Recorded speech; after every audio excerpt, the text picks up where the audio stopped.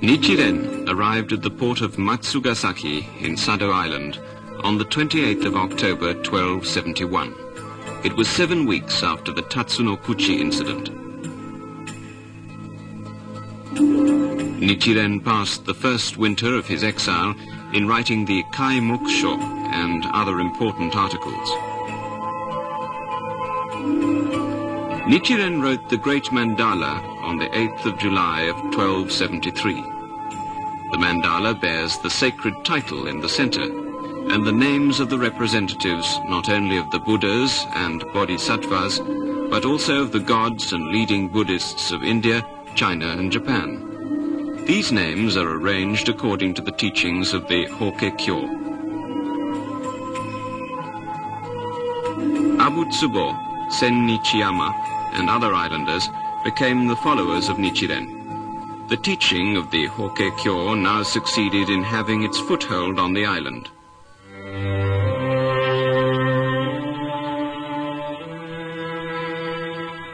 Kublai Khan became the ruler of the Mongolian Empire in 1260.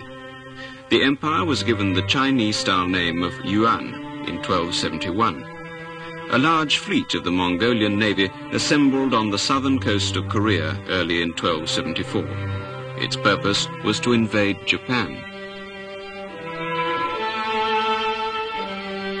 As early as 1260, Nichiren had predicted civil wars and foreign invasions in his Rissho Ankokuron, which he submitted to the government by the hand of Yadoya Mitsunori. A revolt broke out in Kamakura in the second month of 1272, and another in Kyoto in the same month.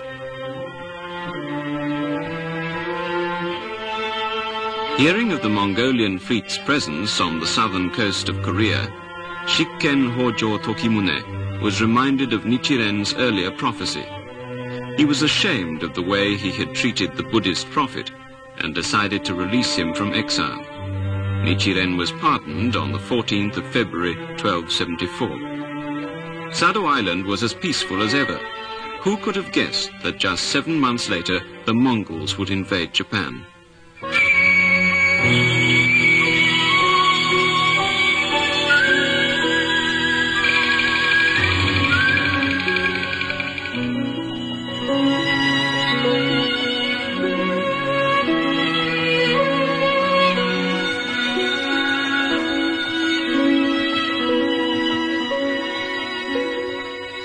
Nichiro carried the letter of pardon issued by the government and reached Sado Island on the 8th of March that year.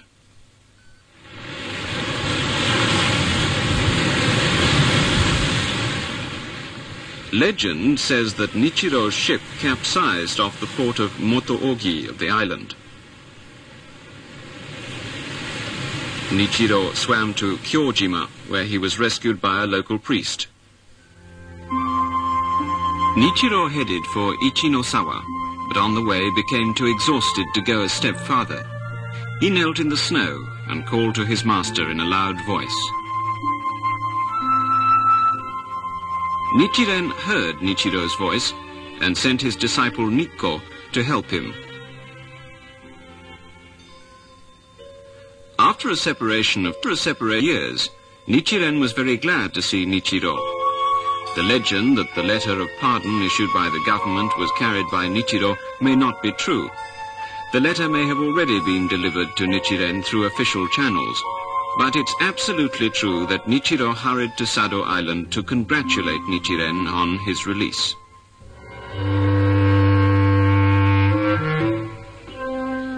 Hearing of Nichiren's release, the priests of other sects on Sado Island met and decided to make sure he did not leave the island alive.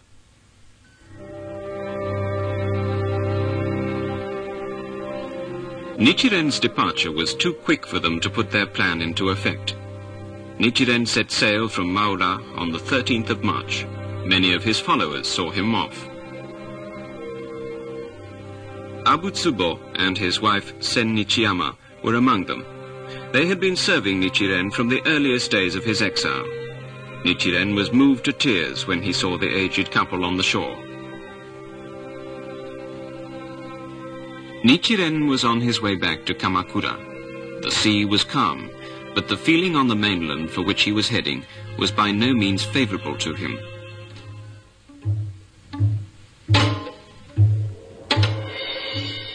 The priests of other sects on the mainland were displeased by Nichiren's release.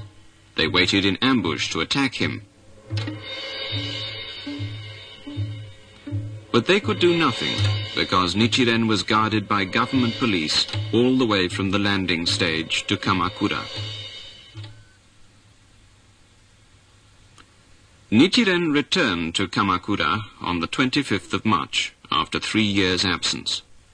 But the people who received him at Kamakura were unexpectedly few.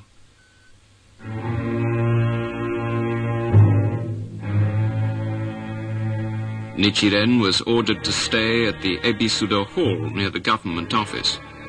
The hall was a property of the Tendai sect. He was not allowed to stay with his followers. After the Tatsuno-kuchi incident, the people of other sects in Kamakura set fire to houses and reported to the government that these fires had been started by Nichiren Buddhists. Many disciples and lay followers of Nichiren had been arrested on this false charge of arson before Nichiren returned to Kamakura.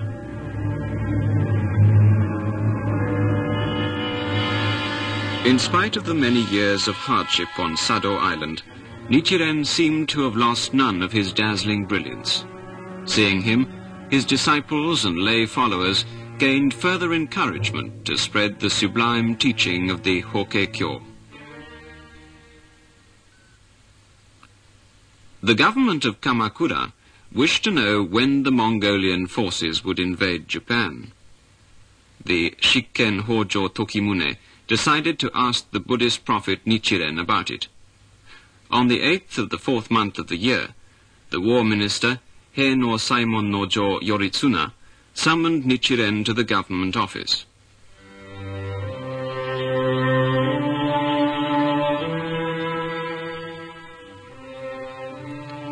The war minister was more polite to Nichiren than when he arrested him 3 years before.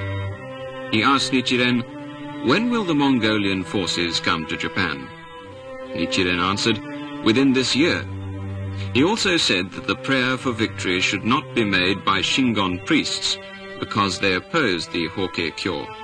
This was Nichiren's third confrontation with the government.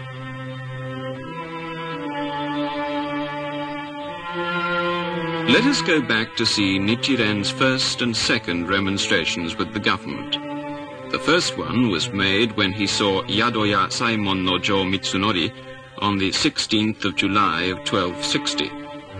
On this occasion, he said that the teachings of the Zen and Nembutsu sects were a deterrent to the peace of this country. The second occasion was when he saw the war minister, Hei no Saimon no Jo Yoritsuna, who had come to arrest him on the 12th of September 1271. On this occasion, he said that to arrest him would be to fell the main pillar of Japan.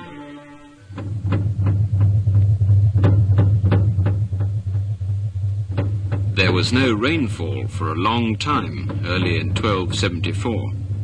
Everything was dried up and the crops died. The government ordered a Shingon priest called Kagahoin to pray for rainfall on the 10th of September in order to show Nichiren the effectiveness of the Shingon esoteric rites.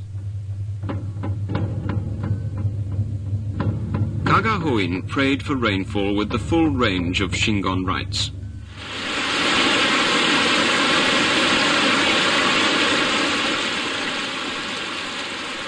The following day, a heavy rain fell. The Shikken Hojo Tokimune was very glad and gave many treasures to Kagahoin as a reward for his prayer.